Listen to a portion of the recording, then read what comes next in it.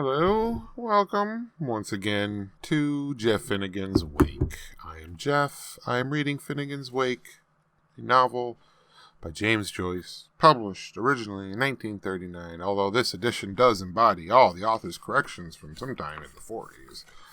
So you're safe there. This is what old James wanted you to hear. So I'm reading it to you, a page at a time. I'm Jeff Finnegan's Wake. Hilarious. Anyway, this is page number 5. Next to nothing, and celestialating the himmels and all, hierarchitecture prophetical with burning bob bush abob off its bauble top, and with Laurens a toolers clittering up and tumbles of buckets clattering down.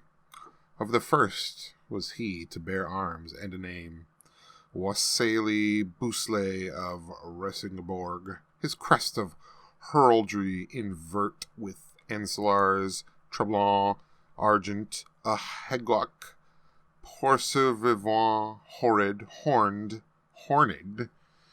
his Shusham fest with archers strung, Helio of the second.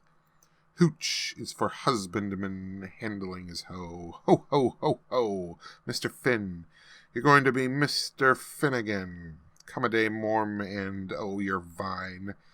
Sunday's eve and your vinegar. Ha, ha, ha, ha, Mr. Fun, you're going to be fined again.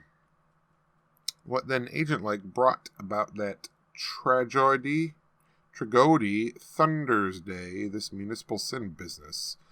Our cube house still rocks, his ear witness to the thunder of his Arafatas, but we hear also through successive ages that Shebi Koresh of unqualified muslin misselhims that would blackguardize the white stone ever hurtle-turtled out of heaven.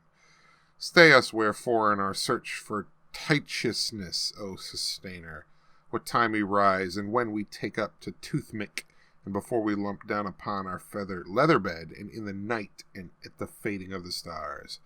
For a nod to the neighbor is better than a wink to the wapsanti.